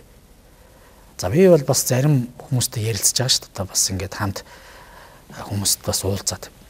Би одоо бас яг залуу улс төрийн туршлахгүй. Яасан дээрээ бас ойлголцсон. За яарад явах вэ? Одоо бидэд бас уулзалтууд хийж байгаа. Бас ойлголцохыг хичээнэ гэдгсэн. Би тэрийг л хүлээгээд байсан. Тэрнээс нэгд өдөр над 32-оор би өргөж шít. Тэгээ би бас нэг цаг хугацаа хараадсан байхгүй. Тэнгүүтээ эднүр чинь тэхгүй юм байна. Тэнгүүтээ дараацсан гэдэг үгийг би одоо танаас ингээ хоёр дахь сонслоо. Энд ингээд ийм хулж урдсан асуудал байгаа бол ойлголцсон гэж яг юу яриад байгаа. Яг хөө тэгвэл би нуу гэсэн үг. Үгүй. Ойлголцсон гэдэг би хэлээд байна шүү дээ. Огцруулах болов. Төрийн намын даргын асуудлаа ядаж төрийн ордонд орж ирэхэ болжоо л гэж ярьж байгаа шүү дээ. Тэн дээр чинь манай намын бүх юм шийдсэн шүү дээ. Манай намынхан бүр хатуу хэлсэн. Тойрог томж орж ирчээд за бидэд ингээд тавьсан. Тэгээ өнөөдөр ингээд эдийн засгийг ингээд өөрөө бас асуудал дээр хандахгүй буюу дөнгөө тавьсан л үрдэн баггүй. Тэгээ би сүүлдээ яг зөв өчтөрийн парламентын бойкотлж байгаа буюу засгийн газрын гишүүнүүд дээр акцыг бол парламентод халдж байгаа үйлдэл гэж би зүгээр харж байгаа. Зүгээр яг энэ миний л хувь бодол шүү. Ер нь зүгээр 92 оноос хойш парламент тарчилсан засаглалын үед ингэж парламент руу халдж исэн комитетийг би мэдэхгүй байна. Тэгээ энэ бол яг зөвөр улс төрийн болоод үнцүүлийн хэцүүдээр амар 2017 онд парламентын тэргүүнийг огцруулна гэж хаалгуудын нүдэл өөрөөр нь худах шүүхтэй явж лээсэн гэсэн. Зарим хүмүүс нь. Тэр яг тэгээд мэдгүй яах вэ? Энэ чи яг адилхан л кейс юм. Тэ нэг засгийн газар гэж би харахгүй баг шүү дээ. Та бол энийг бол засгийн газар их хурл руугаа гэж хэлдэг юм зөв. Төсөв хилцэж яхад бүгд гараа мэдэгдэл хийж чинь тэнд төсөв ямар ч ач холбогдол өгөхгүй байна. Тэгээд одоо ингээд ямар ч барин тавин буюу нотлох баримтгүйгээр нэг хүн нухацсан байж магадгүй мэлээ өнгөтэй сенсацлж байна. Тэнд баримт байгаа гэдэг олж үүсгэсэн хэрэг байхгүй байна. Үүсгэсэн хэрэг байхгүй гадаа өөрийгөө нотлох юм байхгүй шүү дээ лавга. Энд чи өөрөө бидэд энэ нийгэм чинь нэг бас нэг би тэр хэлээд штэ. Харахад ингээ хүмүүс ингээ ялгааг мэдхгүй нэг их шударгаас ирээд байгаа юм шиг мөртлөө. Тэр энэ гин буруугийн асуудал чи хувь шүүхийн байгууллага тогтоодог болохоос хувь хүн өөрөө тогтоодоггүй байхгүй да. Хуулийнхын энэ дээр арга хэмжээ аваад алдаатай бол алдаатай, буруутай бол өгөөдөл юу гэж хэлэхээр одоо хараараа заа. Тэднүүрийн маань PR-ыг хийдэг. Би бас зарим танил л да одоо их сайхан залуучууд гэдэг бүр халтарчтэй одоо. Энэ төрд ингэж ажиллаж байгаа ийм хандлага зарчмаар ханддаг залуучууд би дараагийн хэлмэгдүүлэлт хийх юм байна л гэж харж байгаа. Ямар аимшигтай юм бэ? Хэрэг байхгүй гэж байгаа чи. Хэвлэр гүснэ одоо ингээд шударгаас лог юм л яриад байгаа шүү дээ чиг шиг. Бид ч үндсэн хуулийн зарчим яриад шүү дээ. Энэ нийгмийн үндсэн хуулийг яриад байгаа шүү дээ. Буруутай нэг хамгаалах гэдэг биш байхгүй. Буруутайг нь тогтоодог газар нь тогтоогоод асуудлаа оруулаад ирвэл бидэд асуудлыг шийдэн шүү дээ. Хэсэг хугацааны дараа энэ хариунууд гарах байхад би танаас дахиад асууя. Танаа баг хурал. Ялангуяа сайн зураг гишүүн. Энэ танаа гар үсэг зураад явж байгаа энэ гишүүн, парламентын гишүүд. Бүгдээрээ Зандан Шатар гэдэг хүний 3 сарын өмнө алга ташаалд эмтсэн шүү дээ. Өнөөдөр тэгээ ягаа энэ юм чинь буруулчихдаг. 108 нөгөө майны эрхийн тоо шиг 108 гишүүн дэмжээл таны нэр тэр дунд байсан. Тэр үед энэ үнийгээ унсан бүдэрсэн одоо яаж ингэж орж ирэх гээд байгаа юм бэ тоонор гэж хэлж болов уу? Ерөн зүгээр яах вэ? Гэтэ имийг сонин завсрын үеэр л орж ирсэн шүү дээ. Тэгээд намын баг хурал журмын дагуу хуралдлаа. Дараагийн асуудал ирлээ. Өрсөлдөөн гарлаа. Мэтгэлцээнийг сонссон. За ерөн би бол намын удирдлагуудад бас хэлээл. Ерөн энэ намын баг хурлыг зүгээр нээлттэй болж үзсэн шүү дээ. Хин хинбэ гэдгийг л харах байсан. Хин юу хэлж байгааг л харах байсан. Хин юу хийсэн бэ гэдгийг харах байсан. Хин ямар зарчмын төлөө явж байгааг харах байсан. Сонсох байсан. Би одоо нэг тийм дотор болсон юмыг одоо ингээд гаргаж яриад авах хэцүү. Тэгээд намын баг хурлын гишүүд 3 сарын өмнөх гарсан шийдвэрийг өөрчилсөн. Өөрчлөлтийн нөхцөл байдлыг тэр хүн өөрөө л хийсэн шүү дээ. Ярьж хэлж байгаа юмнууд нь. Дараагийн үний тооцно. Одоо ингээд засгийн газрын би тэр асуудал дээр ярьдаг биш. Би юу шүү дээ. Энэ лог ганц юм. Намайг энэ хариултан дээр дуусгаж байгаа. Би яагаад энэ дээр ингээд санаа зовсон гэхээр ерөн зүгээр үндсэн хуулийг бас гуйлаа. Сүлдээ энэ юу ч биш болох юм. Энэ үндсэн хуулийн суурь зарчмыг яагаад бидэд бас нэг төрийн институцийн харилцааны хялтаас гадна улс төрийн бас тэнцвэртэй хяналтыг бий болгосон байхгүй. Манай сүрэг хүчнүүд нэлээд гоё бэхжиж дээ. Гэтэл энэ парламентыг буруу юм аа. Одоо сүүлдээ бараг л энэ 126 та буруу, эсвэл холимогдсон буруу. Энийний цаанд шал өөр юм явах гэдэг байгаа байхгүй. Тэгэхээр би энэ тогтолцоог ерөнхийдөө бас хадгалах нэгдүгээр үндсэн санаа байх хэрэгтэй. Би энэ дээр тууштай зогсохтой гэж үзэж байгаа. Хоёрдугаарт намын даргын асуудал өөрөө төрийн ордонд орж ирээ, төрийн зовлон болонгот эний чинь нэг зогсоох за яг нэг уулзалт хилцээрүүд байж болно да уулзалтууд. За тэр нь явж өгөхгүй бол нэг шийдэх гарц байх хэрэгтэй доо. Тэр нь хуулийн бөгөөд улс төрийн арга нь огцруулах юм байна л гэж харсан байхгүй. Бүр ирэхээ өөрөнд хийж байгаа зүйл энэ бол таны хувьд бол тэгэхээр одоо өнөмжлөг байгаа учраас хийх ёстой. Ардын намд хайртай байна. Манай ардын намыг хүн болгон муулд юм лээ. Би одоо бас намд ороод 2 жил боллоо. Нэрэл тийм гэсэн яг би дотор нь ороход маш арчлалтай. Бид эдийг биелээ өмнөх мэдрэмжүүд ерөөсөө үг хэлүүлдэггүй. Залуу гүшүүд бүр айцтай байдаг. Бид чинь ерөн баг гурал мурал дээр их чөлөөтэй сайхан байт юм биш үү? Ардын нам гэж яриад байдаг. Яг энэ удирдлага дээр байгаа хэдэн хүмүүс болдгоо байхгүй юу? Түүнээс 360 мянган гүшүүд. Тийм учраас энэ намыг хүмүүс буруу бол тэ. Одоо энэ нэг хүний алтан тушаалтайгаа байх. Эсвэл энэ одоо эрүүл ухааны алдцын үйлдэлүүдээс олж ардын намын 300 мянган хүн шийтгэл хүлээж болохгүй шүү дээ. Төр ард түмэн шийтгэл хүлээж болохгүй шүү дээ. Би энэ зарчмын дагуу л асуудлыг хандж байгаа. Тэгээ энийг нэг талд нь гаргаж шийдэх ёстой. Тэр шийдэл нь огцруулах юм байна л гэж харсан байхгүй. За яг намын баг хурлаас үүдсэн зүйлийг та ярьлаа. Ганцхан асуулт. Маш олон зүйл дээр ингээд яригдаад олон байр суурьуд явсан таа ч гэсэн хэлсэн. Энэ баг хурал дөрмийн дагуу болсон уу? Энэ дээр тодруулж асуух ганцхан зүйл байна. 427 гишүүн билүү дээ. Анх баг хурал дээр эхлэхэд бүртгүүлсэн байсан. Санал хураалт болоход эхний санал хураалтан дээр хинж 66-аас дээш аваагүй 3-2. Тий. За хоёр дахь санал хураалт гэдэг зүйл явсан. Ингээд эрцгийг ягаад 400-аас биш 200-аас авсан? Танаа дүрм дээр би уншиж өгөө та юу мэдэж байгаа чи буруу ойлголттой байна. За ийм юм болсон. За миний зүгээр ойлгож байгаагаар нийт бас Монгол Ардын намын баг хурлын гишүүд нэг 472 хүний оронтод байт юм шиг байна. За тэр дээрэс нэг 49 хүнийг янз бүрийн шалтгаанаар төрийн албан руу шилжсэн гэд. За дөрмийн дагуу улсын хурлын гишүүд болоод аймгийн засаг дарга иргэдийн хурал энэ дараагаар томилогдсон хүмүүс. Дээрэс нь Монгол Ардын намын орон нутаг дахь намын дэд дарга нараар сонгогдсон хүмүүс дөрмийн дагуу орж ирд юм. Энэ хүмүүсээ баталгаажуулсан. Тэгээд наад чин 442 болсон. Тий 442 болсон баг тий 442. За манай намын баг хурлын эрц бол баг хурлын гишүүдийн 3-2 нь хүрэлцэн ирснээр ингээд хуралдаа эхлэх явд юм байна. За энэ дөрмийн дагуу бүгд эрц бүрдээд хэлцэх асуудлаа батлаад явсан. Хоёр өрсөлд нэр дэвшигч гарч ирсэн. За хоёр нэр дэвшигч өөрсдөө 10 минут танилцуулаад гишүүд 30 гаруй гишүүд асуулт хариулт асуугаад за тэгээд тоолгын комиссаа байгуулсан 15 хүний бүрэлдэхүүнтэй яг хоёр миний ойлгож байгаагаар хоёр нэр дэвшигчтэй өөрсдөө санал болгосон хүмүүсүүдээс яагаад яг эндээс явсан тоолгын комисс дүрм журмаа тогтсон. За тэгээд эхний санал хураалтаар бол амар өсгөн дарга 56 авсан. 56.1 хэд өвтэйг бутархаатай. Зандан шатар дарга 43.1 хийдгээд бас бутархаатай. Энэ хоёрын оронд 13% зүрх гарсан. Бид эдийн одоо тохиролцоод энэ санал хураалтыг эхлүүлэхдээ хийсэн юм бол хамгийн олон санал авсан хүн дээрээ 3.2 хүрэх хэсгээ шийднэ гэсэн. Тэгээ 3.2 буюу за тэр уралдаан дээр ирц байсан. Нийт санал өгсөн гишүүдийн 3.2 гэдэг намын дүрм дээр байж байгаа. Тэндээсээ одоо амар өсгөн дарга 88 гэж хэлсэн байна. Тэгээд авсан. Тэгэл яг дүрм журмын дагуу явлаа.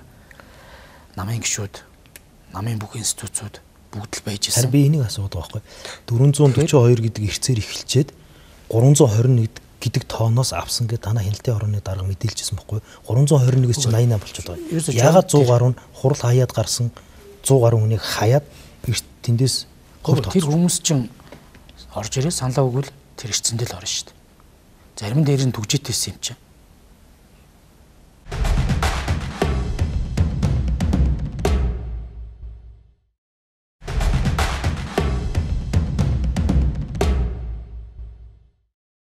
Гэхдээ наад ч бас арай утахгүй. Тэгээ төгжөөгөө л гэж юм шүү дээ. Та төгжөнгөө харсангүй байсан. За яг би яг үндэ хэлэхэд юм хүмүүст одоо юм яриасаа бас жоохон онгойтой. Яг ингээд хүмүүс чинь бас арайчтэй л гэж зүйлүүдийг бас заримдаа хэлмээр юм бил. Баг хурлын гишүүдэд ер нь хэдэн төгрөг амлж санал худалдах процесс явсан. Та мэдсэн үү сонсдог? Би бол шүү дээ. Энэ намын одоо юм дээр ороод ер нь олон нийт жоохон хартаад тийм болдгоо юм л. Бидэд яг зөв миний тойрдог хүрээлдэг хүмүүс бол дандаа идеологи зарчим энэ үндсэн хуулиар бэхжүүлсэн үзэл санаагаа бэхжүүлэх юмсан. Бүгд нэг тийм төгс төгөлдрийн юм ярихгүй. Алтан оноо байгаа энийгээ засаа явах юмсан. Би яг ийм хэсэг дээр дандаа яриа өрнөдөг. Тэрнээс биш одоо нэг хүмүүсийг би анх бас намд орж ирэхдээ нэг тийм сэтгэл байсан байхгүй. Нэг л их хуйлдааны талбарч юм шиг боддог. Яг бол одоо би тийм мэдрэмж одоогоор аваагүй. Тэгвэл яг ингээ явахаар зарим одоо зүйлүүд дээр үнэхээр бас урам хугараад гутраад байгаа байхгүй. Тэгээд зүйлдээ энэ ус төрийн хувьд нь хатуу хатуу хэлчихээр тийг нь үг даахгүй юмс гутаад юм байна, доромжилт юм байна, гүтгэт юм байна. Аимшигтай л юм болд юм байна. Танай намын дөрвийн 24/2-ын дөрөвт байна л да. Их хурлын сонгуульд нам олон хулсан бол намын даргаыг ерөнхий сайд инженер дэвшүүлнэ гэдэг. Одоо ингээд хэрвээ та хэдийн гаргаж тавьж байгаа аргументын дагуу дээж үг бүртгээд намрын өсгөлн дарга намынхаа дарга болвол ерөнхий сайд болох уу? Энийг биш та яг хов гişвэн шийдэхгүй шүү дээ. Тэр хүний чинь дөрөв биш шүү дээ. За зүгээр тэр хүний бас улс төрийн сонголт байх хэрэгтэй нэгдүгээр шүү дээ. За би болъё гэд. За хоёрдугаарт удир зохицуул болон баг хурлын гишүүдийн шийдэн шүү дээ. Дөрвөн чинь дөрөнтэй явахгүй. Зүгээр дэвшүүлж дэвшүүлнэ л гэж байгаа юм тест. Тэрнээс биш яг томилно гэж байхгүй байгаа. Лавга. Тэгэхээр хідүүлээ нөгөө нэг юмыг бас нэг жоох яахгүй бол за яг энэ зарчим. Үнэхээр тэр хүн бас нэг гэтэл бидэд яг зүгээр энэ үр дүн гэж авчирсан нь бол сая явуулсан шүү дээ. Энэ ер нь нүрсний хулгай гэдэг зүйлийг ярьлаа. Сая та 40 хэдэн долларын том тутмын зөрүү ярьлаа шүү дээ. Натаа ярьслах гэсэн хүн болон бусад тэр инквайр за энэ Занц шатар ерхий сайд эднэрийн хэлээд байгаагаар 5% хөнгөлт авъя гэж ярьжсэн хиттийн компанид 50% хөнгөлт үзүүлсэн байна гэсэн. Энэ нүрсний хулгай гэдэг зүйлийг та яг ийм байгаа. Тэр асуудлуудыг одоо бүгд л мэдэн бодлоо адил. Усыг хурлаар ерөнхий зарчмын тогтоож өгсөн. Ерөнхийдөө энэ тээврэл олборлолт за дээрэс нь энэ худалдаа авах ажиллагааны цогц байдлаар нэг компанитай харьцаа. Ямар нэгэн 3 дахь жигтэйгүүгээр энэ ганц мод гашуун сухатай бомбтой холбоотой асуудлыг шийдээ. Ингэж бид нар үүсэж байгаа дэд үтцийн хүртээмж энийгээ дагсаа экспортооч гэсэн тэлхийм мэн гэдэг бодлогоор дэмжиж өгсөн. За ерөнхий суурь зарчмын асуудал дээр бол энийг бол хууль тогтоомжийн хүрээнд тодорхой хэлцээрүүдээр шийдэд явна гэж үзсэн. За яг зүгээр миний зүгээр ойлгож байгаагаар нөгөө тээвэртэй тээвэргүй үнийн зөрүүнээс зүгээр ийм юмар яриад байгаа байхгүй. Тэр компани ч тээврээ өөрөө нэгсэн байхгүй. Бид эдийн баталж өгсөн тогтоол тэр л байхгүй. Амнасаа тооцож аваад би тээврээ энэ олборлолт дээр бас хууль тогтоомжийн дагуу тендерт оролцъё. Хязгаарлахгүй үстэй. Тийм л юм явсан шүү дээ. Яг үндэ хэлэхэд бид чинь тэр нөхдүүдээ чи 20 30 жил хуурцсан шүү дээ. Тэр баахан алдагдал хэрэгцээ. Тэгээд ч одоо яг үндэ хэлэхэд бид чинь нөгөө ичмэр л байгаа байхгүй. Тэгээд засгийн газрын одоо ажлын хэсэг нь тохирцсон зүйл байсан шүү дээ. Тэгээд яг зүгээр тэрийг одоо нөгөө засгийн газрын ажлын хэсэг нь гараад хэлмээр байна. Энэ одоо тээвэртэй хүн тээвэр хүн тэгэхгүй ингээд хардаа аимшигтай. Эний чинь л олон нийт зүгээр хараад өөрөө бид нар энийг зүгээр энэ эргээд төрийг төрд итгэх итгэлийг энэ улс төр яваа хүмүүсийг доош нь татаад байна. Яг гоо ийм байгаа. Би нэг төрд итгэх итгэл энэ төр гэдэг би ярмээргүй байна. Ер нь зүгээр паблик институцийг хүлээмжшүүлэх байдлаар л одоо ноцтой гарна. Одоо ингээд төрд итгэх энэ төргээ хэдүүлээ нэг тийм заавал итгэх хэрэгтэй юм шиг. Харин зөв хүлээмжшүүлэх байдал болон тэр буюу легитим чанарыг ойлгож тэр мэдрэмж байх хэрэгтэй болохоос биш. Яг итгэх гэдэг яг юу гэдэг чанаргүй шүү дээ. Би танд итгэхгүй бол таныг би хүн. Харин тэгэхээр хэдүүлээ лага ерөнхийн нөгөө масс одоо юу гэдэг тэр өнцгөөс нь ярихгүй бол одоо наад өгч ингээд хүмүүс ойлгох болцсон байхгүй. Легитим чанаргүй боллоо. Тий. Тэгэхээр энийг ингээд бид нэр өөрсдөө өрдөж өгөөд ийм юм байж болохгүй. Тийм учраас нөгөө бодиттой бас тийх би зүгээр засгийн газрын ажлын хэсэг гараад хэлэх нь зүг байхгүй. Улсын хурлын гишүүд биш бид. Тэрний сонсгол хий гэдэг тэр дагаар үсэх зураа сонсголыг нь ер нь дэмж зурсан. Зурцсан уу? Би нөгөө 5-7 бүлэг ордыг ер нь бүхэлднийг нь авч хэлцээ яа гэдэг тэр юм дээр зурсан. Одоо тэгэхгүй бол ер нь энэ бүх юм чинь энэ дээр очиод ингээм би бинийгаа шавар цацаал тэгээд тэнд мөнгө байгаа тэнд л очиж тэгээ нөгөө би биен лугаа шавар цацчаал нөгөө шавар цацууц өгөхнийг ээж авдаа хоолдог штэ энэ над руу шавар цацчлаа гэл ингээл хэдийн болов гэж бодсон. Тэгээ одоо ер нь яг л эргээд нөгөө асуудал болохоор төрийн бол орон нутгийн хэмжээ компани уйлаа батлуулаад нэг зэгцтэй зарчим тогтоод за энэ дээрээ юун дээр нь олон нийтийн хяналтаа оруулж ирэх юм юун дээрээ бас мөнгө усгаж ирэх юм юуг нь бид нар ямар зүйл зориулах юм байлгаа тий энэ бүх зүйлүүдээ ингээд бодохгүй бол нэвтрүүлгийн маань цаг дуусчих. Нэг сүүлийн 2 асуулт байна. За нэг шинэ. Яг ингээд асуудлыг уг нь ингээд зөв өнцгөөс нь хараад та яриад байгаа байхгүй. Гэтэл ингээд 5-7 компани дээр битэр очингуудаа таныг одоо юу нэг 170 тэрбум төгрөгийн нүрсний тендерт бас нэг хүн компани шалгаруулсан. Гэл мэтэл гардаг. Одоо ер нь ингээд дөнгө сая яриад дуусна нөгөө нэг итгэл яаж байгаа. За энэ асуудлыг би нэг маш товчхон тайлбарлаж. За би 2022 оны 12 сарын за өдрөө санахгүй. 12 сарын 9-нд 6 сарын хугацаатай. За 9-ний өдөр засгийн газар хуралдсан. За би тэр өдөр бол зөвхөн хувь зүйн асуудал цагдаагийн байгууллагын нэг асуудал оруулах гэж ирсэн. Засгийн газар намайг бетер томилж байгааг шууд тэр дор танилцуулсан. За би өөрөө ч мэддэг байсан яг үнийг хэлэхдээ. За энэ чи юу болж байгаа гэх. Тэгээд ерөнхийдөө нүрсний энэ асуудал буюу жижиг том 5-7 хооронд мөрөгцөг алгуулсан энэ асуудал яригдсан шүү дээ. Тэгс нэг шатцсан 300 гэ тий 50 сая. За энэ асуудлыг чи ерөнхийдөө шийдэж ирнэ. Хоёрдугаар тэр уул уурхаан бүтээгдэхүүний биржийн хуулийг хэрэгжүүлэх бэлтгэл ажлыг хийнэ. Жижиг давталгоо дээр яг энэ тендер худалдаа авах ажиллагаа болон биржийн хуулиуд мөрдөгддөг юм байна. За дээрэс нь энэ эрдэнэс давталгаатай үүсэж байгаа энэ асуудлыг шийдээ гэдэг ерөнхий чиглэл одоо гарсан. Тийм дээ. За энэ үрийн дээр нэвтрүүлгийн цаг маань дуусгаад байна. Би таны явсан шалтгааныг мэдж байгаа. Энэ тендер шалгуулалт нь хууль бус байна гэж шүүхээс шийдсэн энэ зүйл чи намайг яриулах боломж нь олохгүй шүү. гэдэг дээр л та За тодорхой. хоёрдугаарт яг энэ хүрээндээ би тэр өөрөө нэг олон улсын энэ манай хөрөнгөний бирж дээр листэд компани байсан жижиг 5-7 маань. Тийм учраас би компанийн зарчмыг хүндэтгээд хэдийгээр бэт ч гэсэн би бүх бизнес төлөвлөгөөг тузаар нь орж батлуулсан. Тузаар нь орж батлуулаад тэн дээр худалдаа авах ажиллагааг хийсэн. Хөрсөлт олборлтын ажлууд дээр ерөөсөө худалдаа авах тендер хийхгүйгээр явж исэн бэл. Өмнөх компаниудаа сунгаад явдаг, шууд гэрээ хийдэг байсныг би тендер зарласан. Тендерийг зарлахаар чинь шилэн дансанд ороод харин хил тод болоод өнөөдөр яригдчихэж байгаа. За энэ угаасаа нэг объемынхаа хүрээнд буюу зорилтод тавиад ийм хэмжээний хөрс суулт хэлгээд мөнгөнд нь 340 тэрбумаар тухайн бизнес төлөвлөгөөр тууз баталж өгсөн 2 багцаар хийгдэх чиглэл өгсөн. 2 багцсан дээр нэгэн дээр нь нэг компани шалгар дээр нөгөө дээр нь шалгараад явж идэл компани байсан. Нойл нь маргаа өсгөх юм бэл. Би одоо яг өчтөрл бүх юмудад буцааж харлаа л да. Аль дээр маргаа. Тэгээд нойл биш нөгөө багц болох K Rental Service гэдэг компани багц дээр ялсан багц дээр маргаа өссөн байна. Маргаа үсгэсэн компани Эрдэнэс Маян оператор гэдэг компани. За би одоо бас нэг материалуудыг одоо цуглуулах гэж үзлээ. Тэгсэн чинь тэр 30 гаруй хуудас материал нь ерөөсөө тийм харагдахгүй уншигдахгүй байдлаар ирээд дээрэс нь нөгөө хүний нөөц болон бүх юм нотолж чадаагүй үндслээр тендерээс хасагдсан юм билээ. Өөрөөр хэлэх юм бол тэр компани Эрдэнэс 5 дээр давхар үйл ажиллагаа явуулдаг буюу нэг хүний нөөцөөр 2 компани дээр ажил хийнэ, нэг техникээр 2 компани дээр ажил хийнэ гэдэг нь баримтаар тогтоогдсон байхгүй. Эрдэнэс 5 Тэгээ унсан тендерээс хасагдсны дараа яг л нөгөө бүх тендерүүдийн гард жишгээр маргаа өссөн байхгүй. Би тэн дээр ерөөсөө хууль зөрчсөн гэж юм гаргаагүй шүү дээ. Маргаа өссөн. Манайх шалгах хэрэгтэй. Тэгээ сангийн ямаар дамжаад Өмнө Говь аймаг дахь захиргааны эргийн анх шатны шүүгчээр ороод тэр шүүхийн шийдвэр нь завдаалах шатны шүүхтэр хүчингүй болсон байхгүй. Зөвчөөгүй байна гэж нөгөөдөл имдэрнээ гомдлоо татцсан байхгүй юм аа. Тэгэхээр нөгөө намайг ус төрийн зорилгоор бүтэн шийдвэрийг харуулахгүй. Би өнөөдөр тэр сая туслахтаа хэллээ. Шүүгцгийн минээс нөгөө шийдвэрийг олоод тооч гэдэг. Ийм муухай байж болохгүй шлаа. Тэгээ тэр маргаа намайг явсны дараа эслэгдсэн байлээ. Би ч 6 сар дундуур тэр шүү дээ. Дав заалахын юмыг олоод хэрвээ тийм шийдвэр гарцсан байвал нь би яг нэвтрүүлгийн дунд өгч. Харин би одоо бас яг чиний нэвтрүүлгээс гарчаал одоо тэрийг шүүгцгийн минаас гаргаж тавья гэж бодоод байхгүй. Тэрийг нь бүтнээр нь харуулахгүй. За тэгээд тэр шийдвэрийг гаргасан шүүгч нь хяналт руу тэр гомдол явсан. Маш хурдтай явсан. Манай компани төлөөлж тэр мэтгэлцээнд орсон залуучууд нэг талтаа гарлаа гэдэг. За би шүүгч шийдсэн байна гэдэг. Тэгэж би ажиллаагүй явсан байхгүй. Дараа нь юу болсныг мэдээгүй. Гэхдээ шүүх яваад энэ эцсийн дүндээ нөгөөдөл нь гомдлоо татаад байхгүй ингээд явцсан юм бэл. Бидэд одоо яахгүй. Тэр чинь нэг техникээр нэг хүний нөөцөөр 2 өөр газар ажил хийж болохгүй шүү дээ.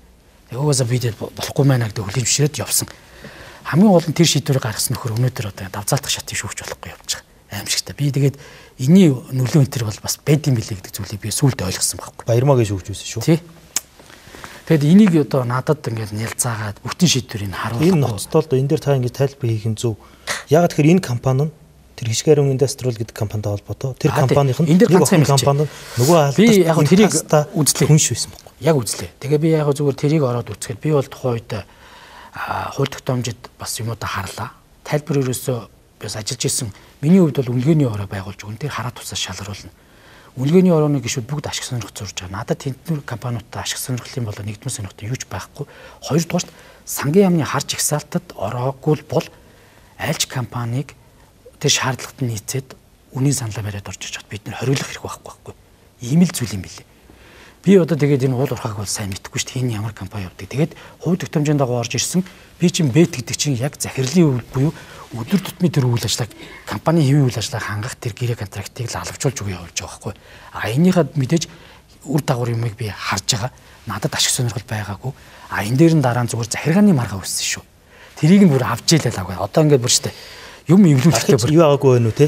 Захиргааны маргаа ингээд нэг авч хайлтын шатруу яваагүй байна уу те? Тогтоосон. Тэгээд яваагүй. Тэгээд давзаалтах шатан дээрээ тэр нь хэрэгсэхгүй болоод таны гэрээ байгуулсан тэр компанитай үргэлжлээд явсан. Тэр нь тэгээд сүлд гарсан билээ. Би бүр асуулаа. Би сүлдээ гэсэн чинь угаасаа нөгөө ажлыг хийлэгдэх юм. Тэгээ нөгөөдөл нь за бүр сүлдээ үг яраад гэрээ контрактаа дуусгая гээд тэгээ энэ яасан бэ гэсэн чинь төд бодлого гарсан. Дахиад энэ дээр нь тузын шийдвэрийн дагуу тендер зарлаад явсан гэд би тэнд ажиллаж исэн тэр залуучуудаас бас зүгээр амар тодрууллаа. Тэгээ би сүлдээ болохгүй бол би бичиг явуулж бүх материалыг авъя шүү. Бизнес төлөвлөгөөг авъя.